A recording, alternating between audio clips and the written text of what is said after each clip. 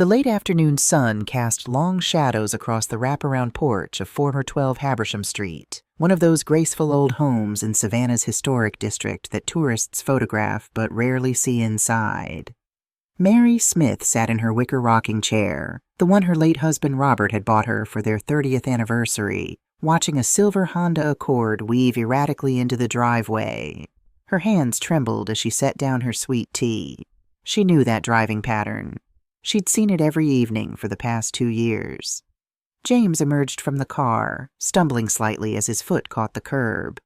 Even from the porch, Mary could see the half-empty bottle of Jack Daniels in his left hand. Her son, her baby boy, now 35 years old with gray threading through his dark hair, squinted up at her with bloodshot eyes. "Mom," he slurred, attempting a smile that looked more like a grimace. "Why are you sitting out here? You waiting for me?" Like a prison guard, Mary thought, but didn't say. Instead, she forced her lips into something resembling warmth. "Just enjoying the weather, sweetheart. Did you have a good day?" James laughed, a harsh, bitter sound that made Mary flinch. "Good day? That's rich, Mom. Real rich." He brushed past her into the house, and Mary caught the familiar scent. Whiskey, cigarettes, and something else. Desperation, maybe, or rage. They smelled the same these days. Mary's gaze drifted to her wrists, where fading yellow-green bruises peeked out from beneath her long sleeves. It was 78 degrees outside. Nobody wore long sleeves in Savannah in September. But Mary Smith had worn long sleeves every day for 2 years. She closed her eyes and let her mind drift back to when everything had been different. 10 years ago, James had been golden. Fresh out of Georgia Tech with a degree in architecture, he'd landed a position at one of Atlanta's most prestigious firms. Mary still remembered the day he'd called her, his voice bursting with pride. "Mom, I did it! I'm designing the new convention center downtown." 7 years ago, he'd married Sarah Mitchell in a ceremony at Forsyth Park. Mary could still see Sarah's radiant smile as she'd walked down the aisle. Could still hear James's voice cracking with emotion as he'd said his vows. "I promise to love you through every season," he'd said, "through every storm." He hadn't known then what storms were coming. 5 years ago, the architecture firm had collapsed during the recession. James had come home that night, not drunk yet, not then, and sat at this very kitchen table, his head in his hands. 200 employees, Mom. All gone. Just gone. 4 years ago, Sarah had lost the baby. They'd been 6 months along, had already painted the nursery yellow, had picked out the name Emma Grace. The doctor said it was stress-induced. James had said nothing at all. He'd just started coming home later and later, the smell of whiskey growing stronger. 3 years ago, Sarah had left. Mary had begged her to stay, had promised James would get help, would change, but Sarah had just shaken her head, tears streaming down her face. "I can't watch him destroy himself anymore, Mrs. Smith, and I can't let him destroy me, too." 3 years and 1 month ago, Robert had died. Pancreatic cancer, swift and merciless. His last words to Mary had been, "Take care of our boy. Promise me. He needs you." Mary had promised, and James had moved back home temporarily. A temporary arrangement that had stretched into 2 years and counting. A crash from inside the house jolted Mary from her memories. She hurried inside to find James in the kitchen, staring down at the shattered remains of the casserole dish she'd prepared for dinner. "You made chicken casserole," he said, his voice dangerously quiet. "Yes, dear, your favorite. I told you this morning I wanted pot roast." He turned to face her, and Mary's breath caught. His eyes were empty, black holes where her son used to be. "Why don't you ever listen to me?" "James, you didn't tell me about pot roast. You left before breakfast, remember? So now I'm a liar?" His voice rose. "Is that what you're saying? That I'm a liar?" "No, sweetheart, I'm just—" The back of his hand caught her shoulder, sending her stumbling sideways into the counter. Not her face. Never her face where people might see. "Clean it up," James muttered, already heading toward the stairs. "And don't make any noise. I've got a headache." Mary waited until she heard his bedroom door slam before she allowed herself to move. Slowly, carefully, she knelt down and began picking up the pieces of broken glass, each shard a tiny mirror reflecting her fractured life back at her. A piece of chicken, still warm, sat in a puddle of cream sauce. Mary had spent 2 hours making this casserole. She'd used the recipe from Robert's mother, the one James had loved since he was 5 years old. As she cleaned, a memory surfaced, unbidden and unwanted. She was 15 years old, crouched in almost this exact position, cleaning up broken dishes while her father's heavy footsteps retreated upstairs. Her mother had stood in the doorway, arms crossed, saying nothing. The next day, her mother had packed their bags and left. Mary had hated her for that. Hated her for breaking up the family, for not trying harder, for not loving Daddy enough to help him through his rough patch. Now, kneeling on her kitchen floor at 68 years old, Mary wondered if her mother had been the bravest person she'd ever known. The next morning, Mary sat in the sunroom with her coffee, staring at her cell phone. She'd typed the message 3 times and deleted it 3 times. "Maggie, I need to talk. Can you come by for tea?" Her thumb hovered over the send button. Margaret Maggie O'Connor had been her best friend since 1985, when they both volunteered for the Savannah Garden Club. 40 years of friendship, of shared secrets and Sunday brunches and quiet confidences. Maggie knew about James's drinking. She'd even seen the bruises once, though Mary had lied and said she'd fallen in the garden. Maggie had looked at her with those sharp judge's eyes. She'd retired from the Chatham County Superior Court 5 years ago and hadn't said a word. But her silence had spoken volumes. Before Mary could send the message, her phone rang. Rachel, her baby sister. "Mary? I'm just checking in. How are you doing?" "I'm fine, sweetie. Just having my morning coffee." "And James?" Rachel's voice was careful, controlled. She was a retired nurse. She knew how to ask questions without seeming to ask. "He's sleeping. Had a long day yesterday." A pause. "Mary, you know I'm here if you need anything. My guest room is always ready. You could come stay with me in Atlanta for a while. Get away from—" "I'm not leaving my home, Rachel." Mary's voice was sharper than she intended. "I'm not abandoning my son. I didn't mean—" "I know what you meant." Mary softened. "I'm sorry. I'm just tired." After she hung up, Mary sat in the quiet sunroom for a long time. Through the window, she could see Mrs. Chen from next door, working in her garden. Normal life, going on as if nothing was wrong. Her phone buzzed. A text from Maggie. "Lunch today? The usual spot? I have something to tell you." Mary typed back. "Yes, 12:30. She almost added, "I have something to tell you too," but her fingers froze. What would she say? That her son was hurting her? That she was afraid in her own home? That every night she went to bed wondering if this would be the night he went too far? No, she couldn't say those things. Saying them out loud would make them real. At precisely 9:00 a.m., as Mary was washing her breakfast dishes, her doorbell rang. Through the frosted glass panel, she could see a familiar silhouette. Detective Robert Bobby Williams stood on her porch, hat in hand, looking uncomfortable. "Mrs. Smith," he said when she opened the door. "I hope I'm not disturbing you."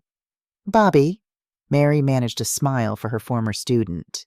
She'd taught him in 2nd grade, back when he'd been a gap-toothed boy who'd struggled with reading but excelled at kindness.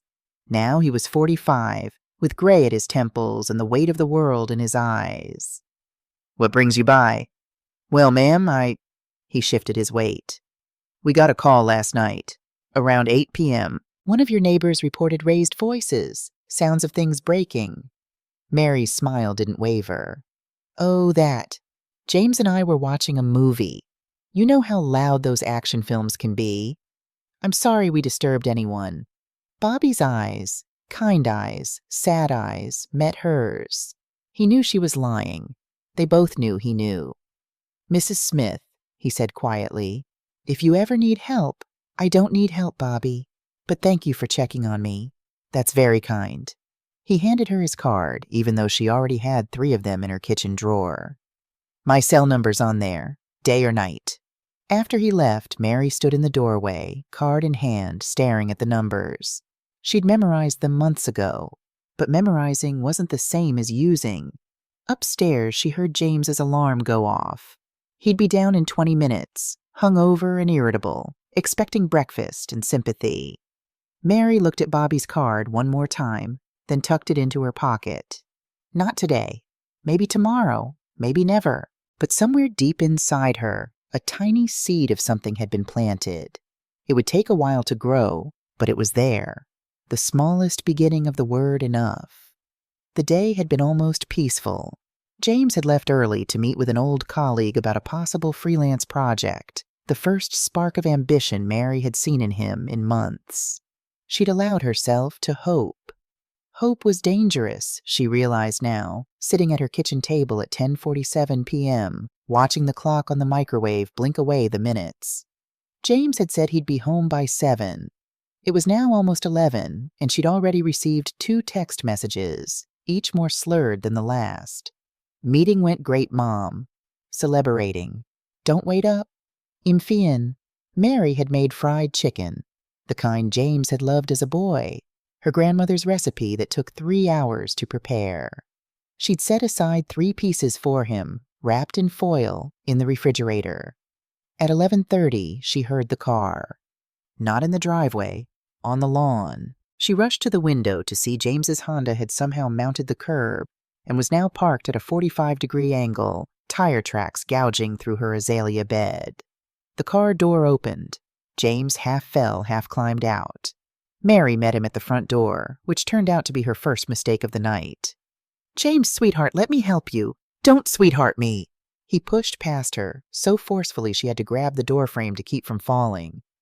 "You know what that bastard said to me? You know what Charlie said?" "Who's Charlie?"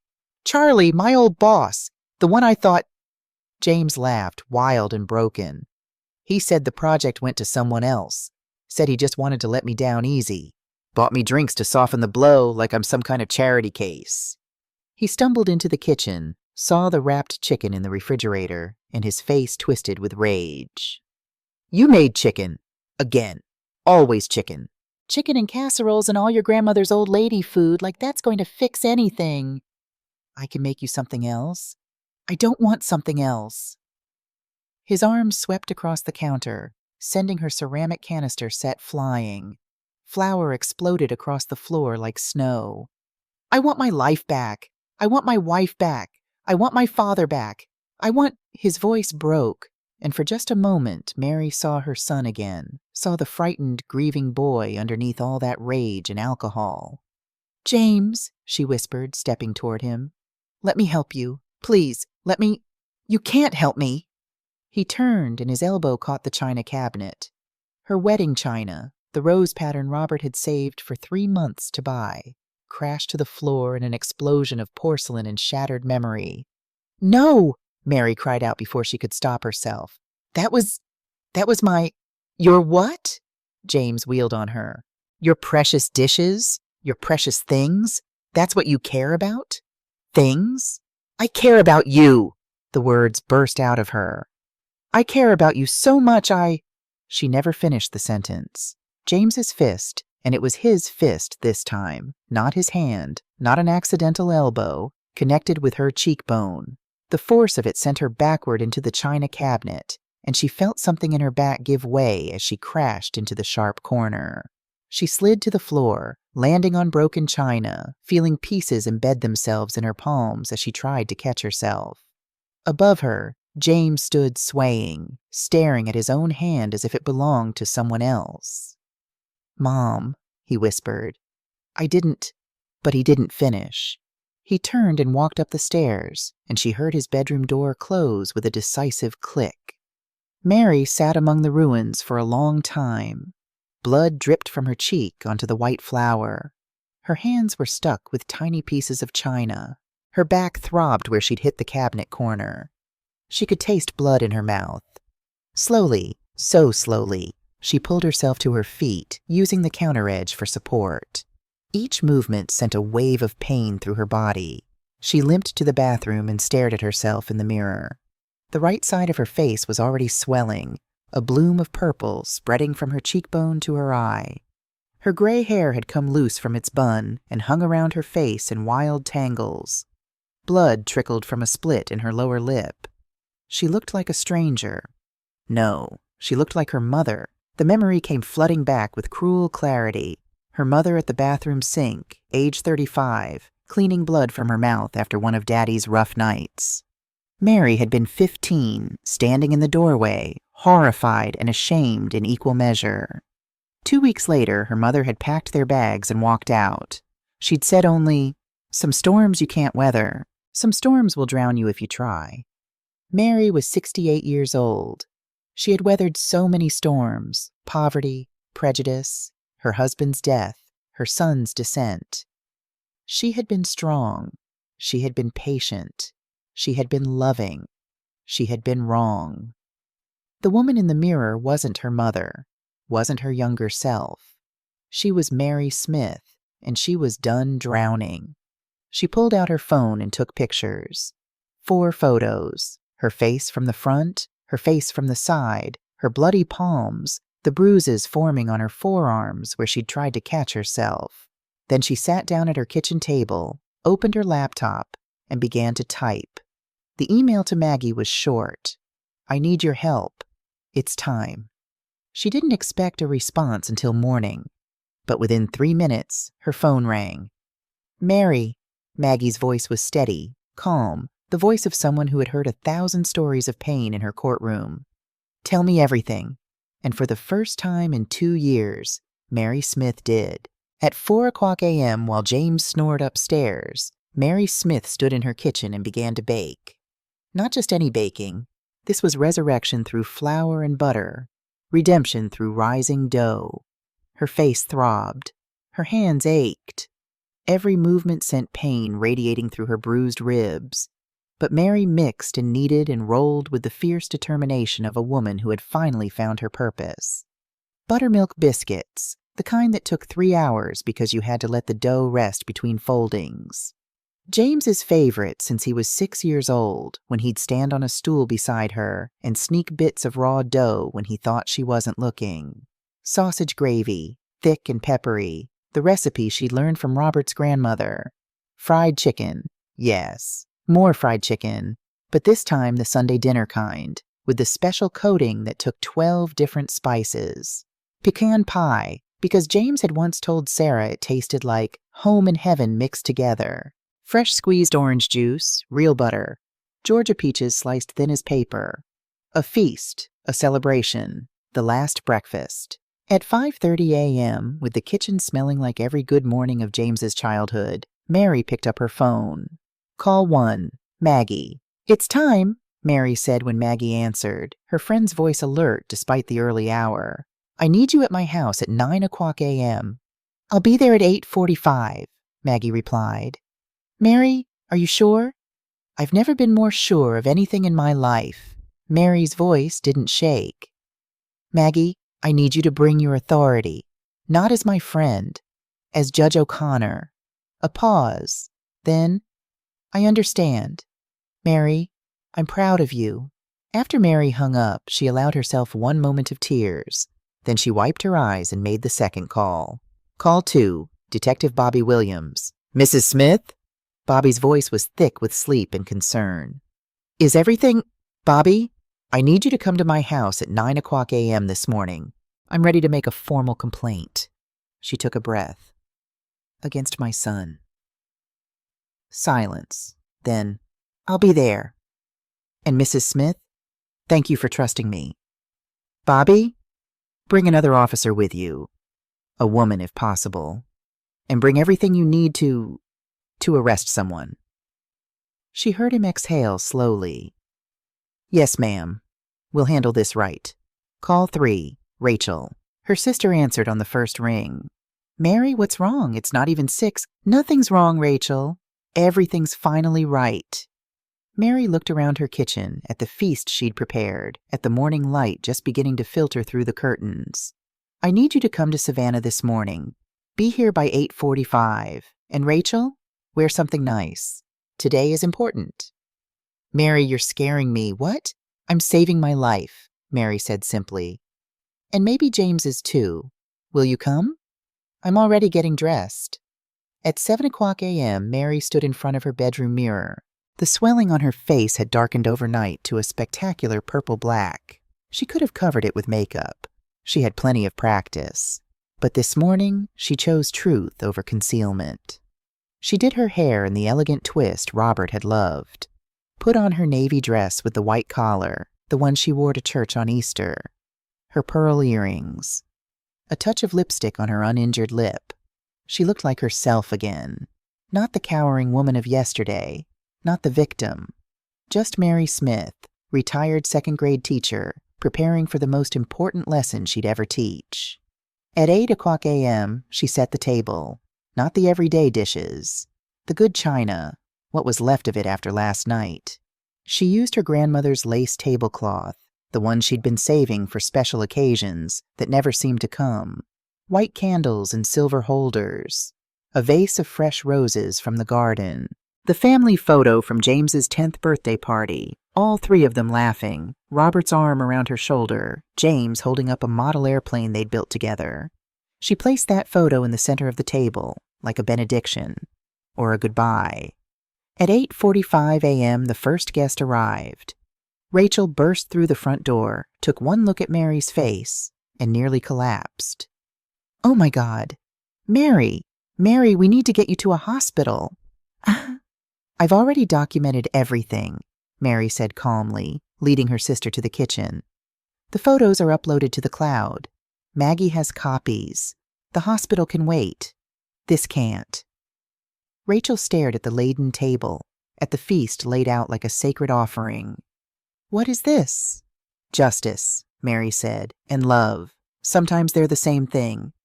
At 8:50 a.m., Maggie arrived, her silver hair pulled back, wearing a charcoal suit that practically radiated authority.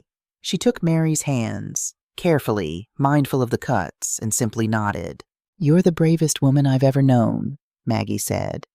"I'm the most terrified woman you've ever known," Mary corrected. "But I'm doing it anyway." At 8:58 a.m., Bobby Williams arrived with Officer Linda Hayes, a stocky woman with kind eyes and 20 years on the force. They stood in the foyer, taking in the scene, the beautiful table, the bruised woman in the Easter dress, the judge and the sister standing like sentinels. "Mrs. Smith," Linda said softly, "can you walk me through what happened last night?" "Soon," Mary promised. "When everyone is here. I only want to tell this story once." At 9:00 a.m. exactly, the floorboards above them creaked. James was awake. James came down the stairs slowly, one hand on the railing, the other pressed to his temple. Classic hangover posture. Mary knew it by heart. He was halfway to this kitchen before he registered the smell. Homemade breakfast, the kind she used to make every Sunday when he was young, before the world broke him into pieces. He rounded the corner and froze. The table, the food, the candles. His mother standing there in her best dress, face bruised like a prize fighter, but standing straight, shoulders back, looking at him with an expression he'd never seen before. "Mom," his voice cracked. What is all this?" "Good morning, James. I made breakfast." Mary's voice was steady, calm. "Your favorites. Please, sit down." James's gaze drifted past her to Rachel, who stood near the sink, arms crossed, eyes red from crying. Then to Maggie, sitting at the far end of the table with the bearing of someone presiding over something official. He didn't see Bobby and Linda yet. They were standing in the hallway, just out of sight. "Why is everyone here?" Confusion clouded James's hungover face. "Did I forget something? Is it someone's birthday?" "Sit down, James," Mary repeated. He sat, stared at the biscuits, the gravy, the chicken, reached for a piece, then stopped, looking at his mother's face for the first time. Really looking. "Mom, what happened to your—" "You did," Mary said simply. The words hung in the air like smoke. James's face went white. His hand, halfway to the biscuit, began to shake. I don't remember. I know you don't." Mary pulled out her phone, opened the photos, and placed it on the table in front of him. But this is what you left behind. James stared at the images, his mother's battered face, her bloody hands, the destruction in the kitchen. His breathing quickened. Oh, God, Mom, I didn't mean to. You meant to. Mary's voice was gentle but implacable. You meant every punch, every push, every word. And last night, you finally did what I've been afraid you'd do for 2 years. You used your fist instead of your hand. But I was drunk, I wasn't. You were drunk, Mary agreed. And you'll be drunk again. And again. Until something stops you. Until someone stops you. James pushed back from the table, suddenly alert, eyes darting to Rachel, to Maggie, beginning to understand. What is this? What's happening? The doorbell rang. Not rang, it was already open. Bobby Williams and Linda Hayes stepped into view. James shot to his feet. No, Mom, you didn't. I did. Mary remained seated, hands folded on the table. Detective Williams, Officer Hayes, thank you for coming. I'd like to file a formal complaint of domestic violence against my son, James Robert Smith. You can't do this! James's voice rose to a shout. I'm your son. You're supposed to love me, to forgive me. I do love you, Mary said, and her voice broke for the first time. I love you more than my own life, James. That's why I'm doing this. By having me arrested? By destroying my life? Your life was already destroyed. Maggie spoke for the first time, her judge's voice cutting through James's panic. You destroyed it yourself, one drink at a time. Your mother is trying to save what's left. James turned on her. You don't know anything about it. You don't know what I've lost. I know what you're about to lose. Maggie stood, and even in civilian clothes, she radiated courtroom authority. Your freedom, your mother, and quite possibly, if you'd continued on this path, your life. Because eventually, James, you would have killed her. And then where would you be? I would never. You already did, Linda Hayes said quietly, moving to stand beside Bobby. Look at her face, James. Look at what you did. This isn't a fender bender. This isn't a regrettable mistake. This is aggravated assault and battery. In the state of Georgia, that's a felony. James's knees buckled. He caught himself on the back of the chair, staring at his mother. Please don't do this. I'll go to rehab. I'll do whatever you want. Just don't. You've said that before, Mary said softly. 12 times in 2 years, James. 12 promises. 12 lies. They weren't lies. I meant them. You just didn't follow through. Mary stood now, walked slowly to her son. Up close, she could see the broken blood vessels in his eyes. The premature aging alcohol had carved into his face. Do you know what I promised your father before he died? I promised to take care of you. And I thought that meant protecting you from consequences. I thought it meant keeping your secrets, covering your bruises with my body.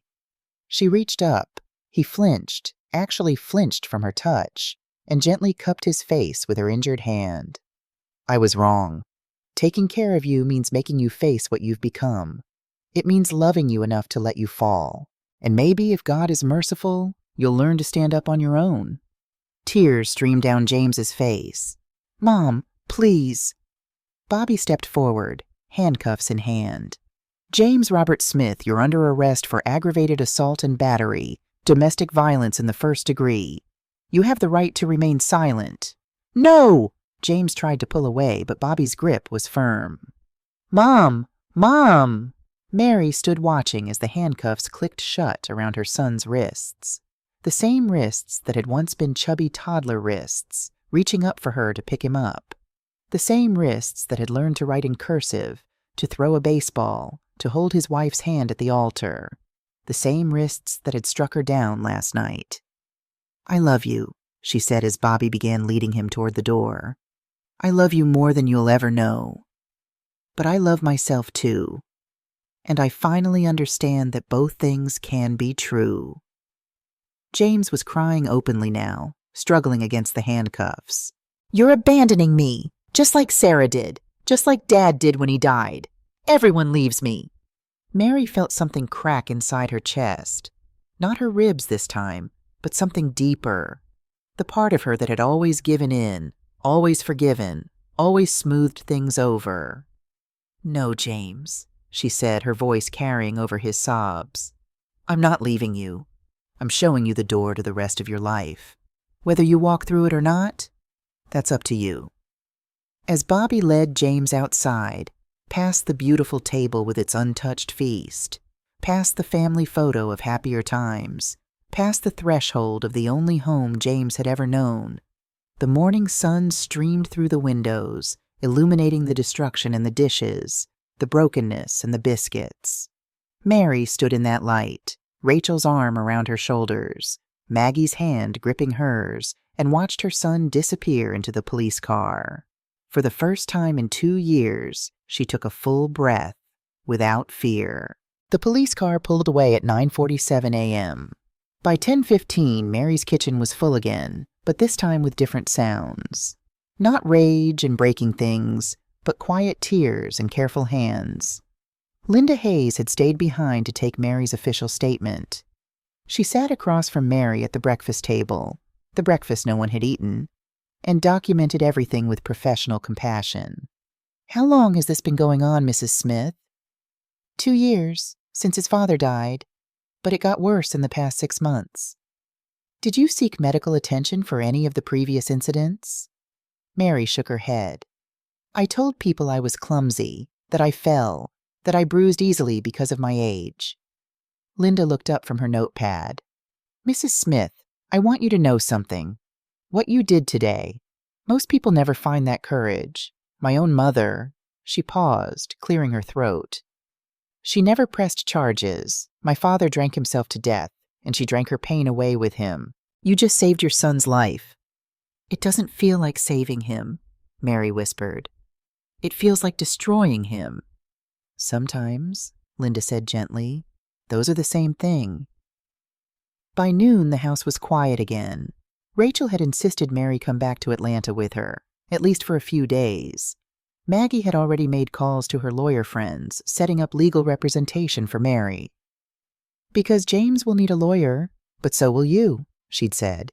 Mary walked through her house one last time before leaving. In the kitchen, the feast sat congealing on the table. All that work, all that love baked into biscuits and poured into gravy, uneaten. She thought of all the meals she'd made for James over the years. Thousands of breakfasts, lunches, dinners. Feeding him, nourishing him, loving him through food because that was the language she spoke best. But you couldn't feed someone back to wholeness. You couldn't make enough chicken to cure a broken soul. She picked up the family photo from the center of the table. Robert smiled up at her, his arm around 10-year-old James, both of them so happy, so unaware of the storms coming. "I kept my promise," she whispered to Robert's image. "I took care of our boy, just not the way either of us expected." Rachel appeared in the doorway. "Ready?" Mary looked around one more time, at the beautiful table, the untouched feast, the morning light streaming through windows that had witnessed so much pain. "Yes," she said. "I'm ready." But as she walked toward the door, something made her stop. She went back, picked up one of the buttermilk biscuits, still warm, and wrapped it carefully in a napkin. "For later," she told Rachel, who raised an eyebrow but said nothing. For later, for hope, for the possibility that someday, somehow, there might be another breakfast. One where love didn't wear bruises, where family didn't mean fear, where both of them had learned to feed their own souls first. Week 1, the silence. Rachel's guest room in Atlanta was painted a soothing sage green, with white curtains that filtered the morning light into something soft and forgiving. Mary sat on the edge of the bed, staring at her hands. They'd healed. The cuts from the broken china had scabbed over, would eventually become small white scars barely visible against her age-spotted skin. But every time she looked at them, she saw James's face as the handcuffs clicked shut. Her phone buzzed. Another news alert. Savannah woman 68 presses charges against son in domestic violence case. The story had gone local, then regional. The Savannah Morning News had run it on page 3. Someone had leaked her name, her address, her story. The comments section was a war zone. Good for her. Takes courage to stand up to family abuse. What kind of mother sends her own son to jail? Heartless.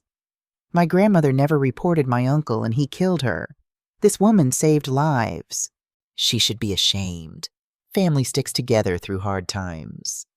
Mary closed the browser. Rachel found her an hour later, still sitting in the same position, phone dark in her lap.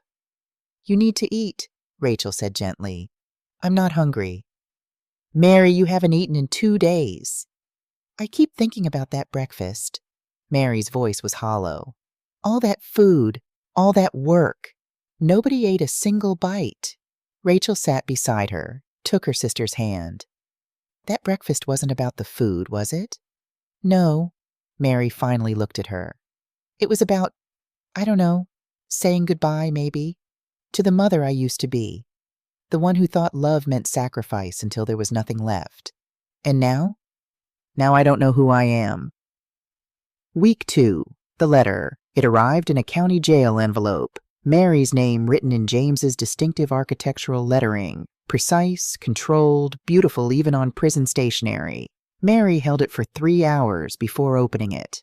Rachel sat across from her at the kitchen table. Want me to read it first? No, I need to do this. She unfolded the single page. James's handwriting, but the words felt like poison seeping through paper.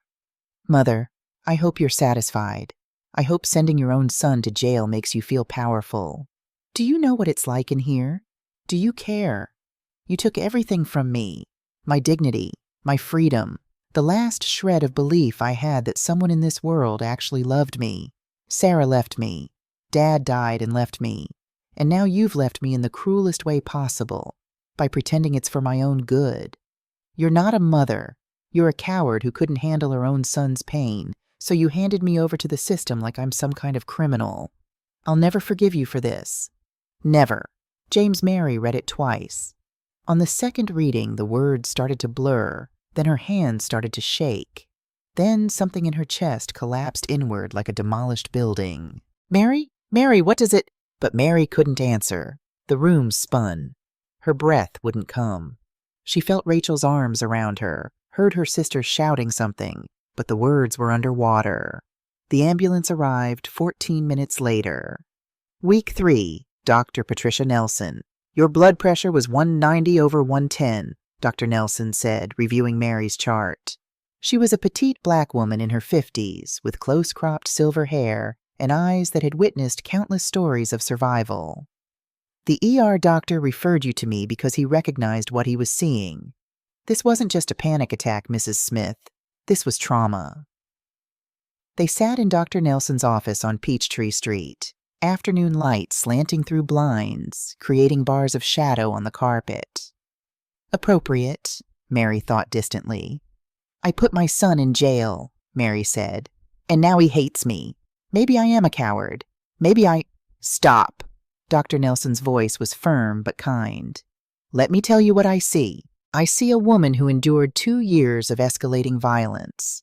A woman who, at 68 years old, found the strength to break a cycle that probably goes back generations. A woman who loved her son enough to let him face consequences instead of enabling his destruction. But his letter is written by an addict in withdrawal, a man in pain, lashing out at the person who held up a mirror. Dr. Nelson leaned forward. Mary, can I ask you something? When you were growing up, did anyone in your family struggle with violence? Mary's breath caught. The memory came flooding back, not slowly, not gently, but like a dam breaking. Twist 3, the grandmother's choice. My father, Mary heard herself say. My father drank, and when he drank, he... She was 15 again, crouched in the hallway, listening to her mother cry in the kitchen, watching her father's shadow loom large against the wall, hearing the sound of a hand meeting flesh. My mother left him, Mary continued, the words tumbling out now. I was 15. She packed our bags in the middle of the night, took me and Rachel, and we never went back. I hated her for it. Hated her for years. Why? Because she broke up our family. Because she didn't try harder. Because... Mary stopped, the realization hitting her like a physical blow. Because I thought love meant staying, no matter what. I thought leaving was the cowardly choice. And now? Mary looked at Dr. Nelson, tears streaming down her face. Now I think my mother was the bravest person I've ever known, and I've spent 50 years trying to undo what she taught me. I married a good man, thank God. But when James started down my father's path, I didn't see it, or I didn't want to see it. You saw it, Dr. Nelson said gently. You just thought you could love him back to wholeness. But Mary, you can't. You never could. The only person who can save James is James. Month 2, the support group, the Savannah Domestic Violence Support Group, met every Thursday at 7 p.m. in the basement of St. John's Episcopal Church. Mary had driven 2 hours from Atlanta to attend, her hands gripping the steering wheel the entire way. 6 women sat in a circle of folding chairs, ages ranging from 23 to 72. Races, backgrounds, stories all different. But the eyes were all the same. The facilitator, Monica, invited Mary to share. I'm Mary. I'm 68. I had my son arrested for beating me. The words came easier now, after 6 weeks of therapy. And the hardest part is, I still love him. I still want to save him, even though I know I can't. A woman across the circle, Mrs. Patricia Anderson, 72, with careful makeup that didn't quite hide the fading bruises, leaned forward. I understand that feeling. My son, he's hit me 4 times in the past year, the last time I passed out. But I didn't call the police. Why not? Mary asked, though she knew the answer. Because he's my baby. Because his father left us when he was 3 and I'm all he has. Because... Mrs. Anderson's voice broke. Because what kind of mother am I if I give up on my own child? Mary reached across the circle, took the older woman's hand. The kind who survives, the kind who chooses life. But Mrs. Anderson just shook her head, pulled away, and left early. Mary never saw her again. 6 weeks later, Rachel called with the news. Patricia Anderson had died from head trauma after her son pushed her down the stairs. He claimed it was an accident.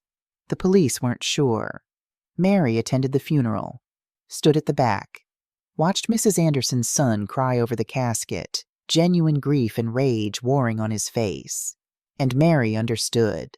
She could have been in that casket, would have been, eventually, if she'd continued choosing James's comfort over her own survival. Month 4, the second letter. This letter was different. Thinner paper, shakier handwriting. And it started with 2 words Mary had been waiting to hear. I'm sorry. Mom, I'm writing this after my 3rd AA meeting. They make us write letters, not to send, just to process. But I think I need to send this one. I'm sorry for what I wrote before. I was angry. Actually, I'm still angry, but I'm starting to understand that I'm not angry at you. I'm angry at myself, at Dad for dying, at Sarah for leaving, at the universe for taking everything I thought I deserved. The counselor here asked me yesterday, "What did your mother do wrong?" And I couldn't answer, because you didn't do anything wrong, Mom. You made breakfast. You cleaned my messes. You loved me even when I was unlovable. What you did right was stopping me before I killed you. Because I would have, Mom. Maybe not that night, maybe not the next, but eventually. The rage in me was bottomless. I'm working on finding the bottom now. It's dark down here, but at least I'm looking. James Mary read the letter sitting in Dr. Nelson's office. When she finished, she looked up.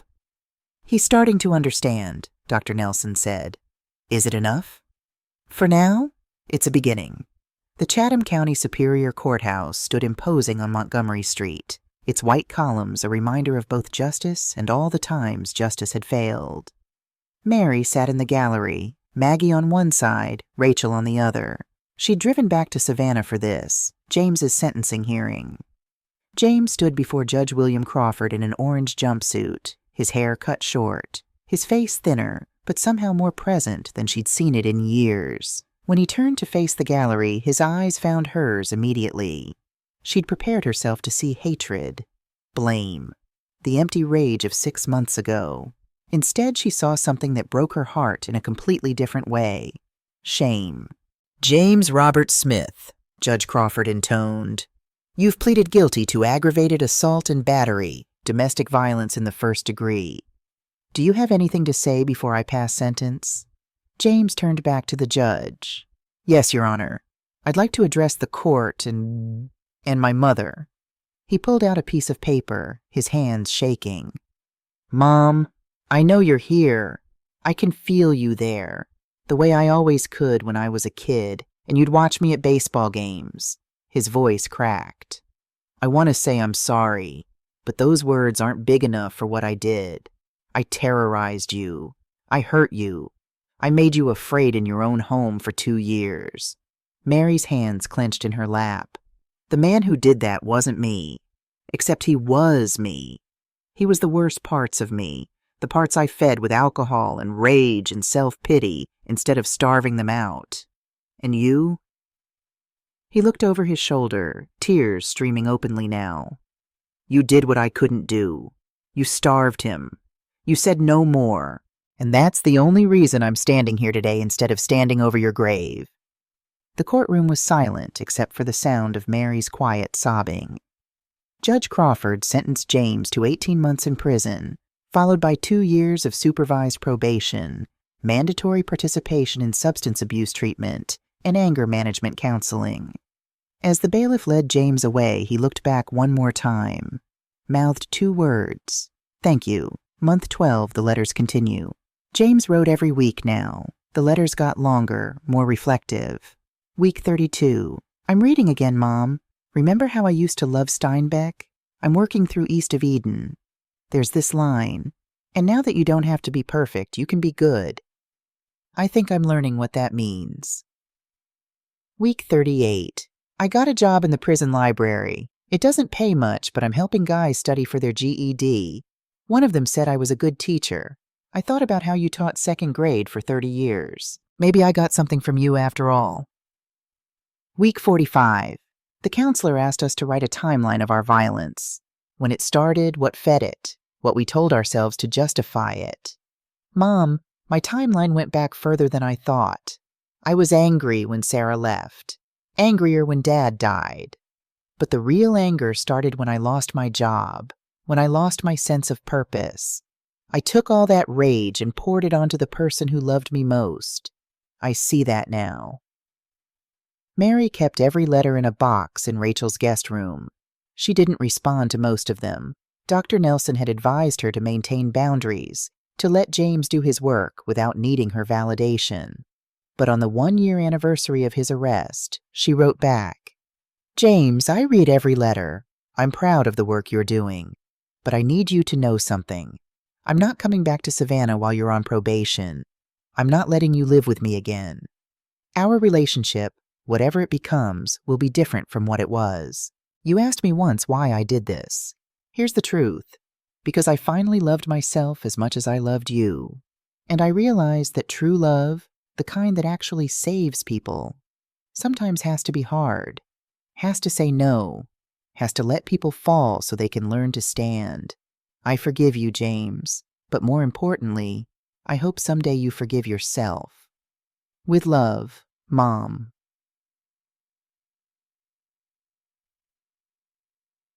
Month 18. Release day. Mary didn't go to the prison on the day James was released. That was part of their agreement, worked out through letters and mediated phone calls.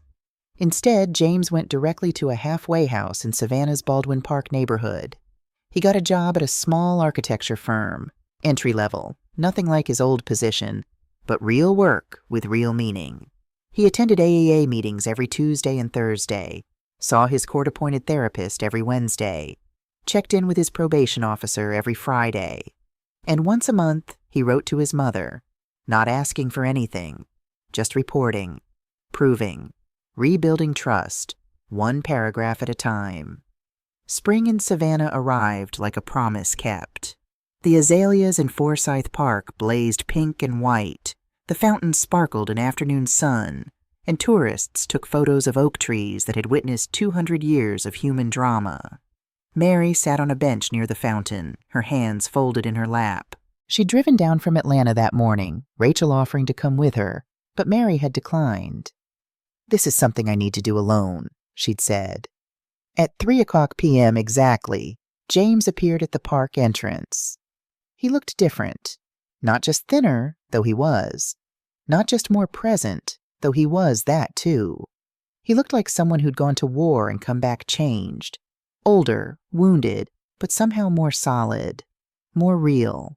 He saw her and stopped. 50 feet separated them. 2 years of pain. 2 years of healing. An entire lifetime of complicated love. Mary stood. James walked toward her slowly, giving her time to change her mind, to leave, to decide she couldn't do this after all. She stayed. When he reached her, they stood for a moment, just looking. 2 people who'd loved each other and hurt each other and somehow survived both. "Hi, Mom," James said softly. "Hi, sweetheart." They sat down on the bench, maintaining careful space between them, not touching yet. Maybe not for a while. "How are you?" Mary asked. "Sober, employed, in therapy." A small smile. "One day at a time, like they say." Good. Silence. Not awkward, but full. Heavy with everything unsaid. Everything that couldn't be said in words. "I brought you something," James said finally.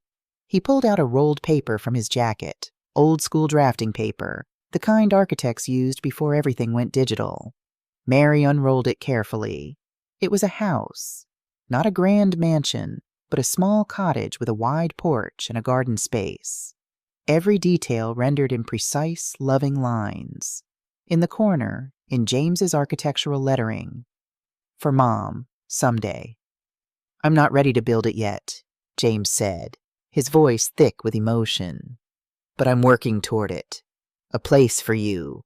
A place with no bad memories. Just windows that let in light and a porch where you can drink your sweet tea and not be afraid." Mary traced the lines of the drawing, her fingers finding the careful detail he'd put into every window, every shingle, every flower in the planned garden. "It's beautiful," she whispered. "You deserve beautiful things, Mom. You always did. I couldn't see that through my own ugliness." Mary looked at her son, this man she'd carried in her body, raised through every childhood illness and school play and heartbreak, this man who'd almost killed her and might have killed himself if she hadn't loved him enough to let him fall. "James, I need you to understand something." She folded the drawing carefully, held it like the gift it was. "I forgive you. I've forgiven you. But we can't go back to the way things were. I know. I won't live with you again. Not now. Maybe not ever. I know that too.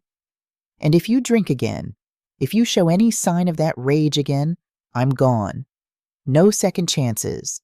No more last chances." James nodded, tears sliding down his cheeks. "I understand, and Mom, I don't want you to give me another chance. I don't deserve it. All I want is this. To sit with you once in a while. To show you I'm doing the work. To be able to look at you without seeing the monster I became." Mary reached out then, slowly, giving him time to see it coming, and took his hand. The hand that had struck her. The hand that had also held hers when he was learning to walk. The hand that was still her son's hand, for better or worse. "You're not a monster, James. You were drowning, and you pulled me under with you. But we both made it to shore. Separately, maybe, but we made it." They sat like that for a long time, hands clasped, watching the fountain spray its eternal arc of water into the air, falling and rising, like the rhythm of life itself. "Can I ask you something?" James said finally. "Anything. That breakfast, the one you made that morning, did you eat any of it?" Mary smiled despite herself. "Not a bite." "Me neither." He laughed softly, sadly. "All that food, all that love baked into biscuits. Maybe next time, Mary said and surprised herself by meaning it. Maybe someday we can have breakfast again. Not at my house or yours, but somewhere neutral. Somewhere new. I'd like that, James said. When you're ready, however long that takes. However long it takes, Mary agreed. As the sun lowered in the sky, turning the Spanish moss golden and casting long shadows across the park, Mary thought about all the breakfasts she'd made over the years. All the meals meant to say I love you in the only language she knew. But maybe the real love wasn't in the feeding. Maybe it was in the fasting, in saying no more when every instinct screamed to say yes, one more time. Maybe love was teaching someone to feed themselves. I should go, James said, standing reluctantly. I have an AA meeting at 6. Good. Mary stood too.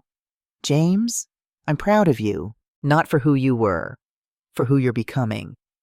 He opened his arms, tentatively, a question, not a demand, and Mary stepped into them.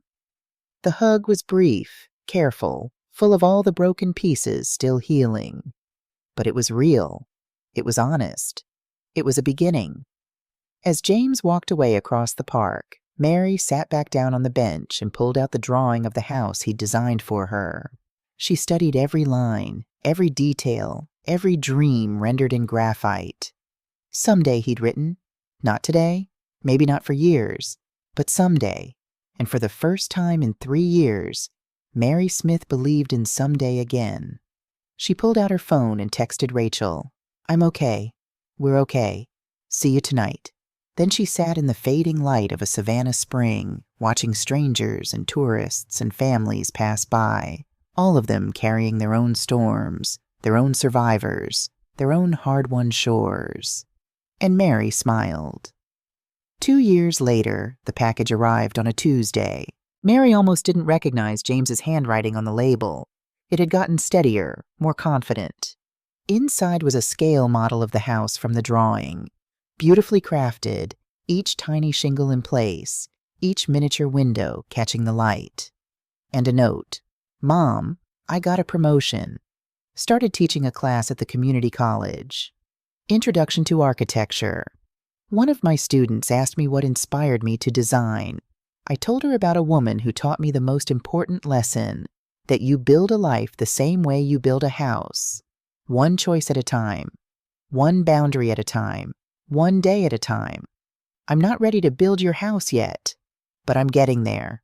Happy Mother's Day. Love, James. Mary placed the model on her mantel in Atlanta, where morning light would hit it just right. And every time she looked at it, she thought about breakfasts, eaten and uneaten, about love that destroys and love that saves, about the fine line between the two. And she thought, this is what it means to be a mother. Not to carry your child forever, but to teach them to walk on their own, even when it breaks your heart. Especially then. Outside, spring was turning to summer. The azaleas had faded, but new flowers were blooming. Everything was growing toward the light.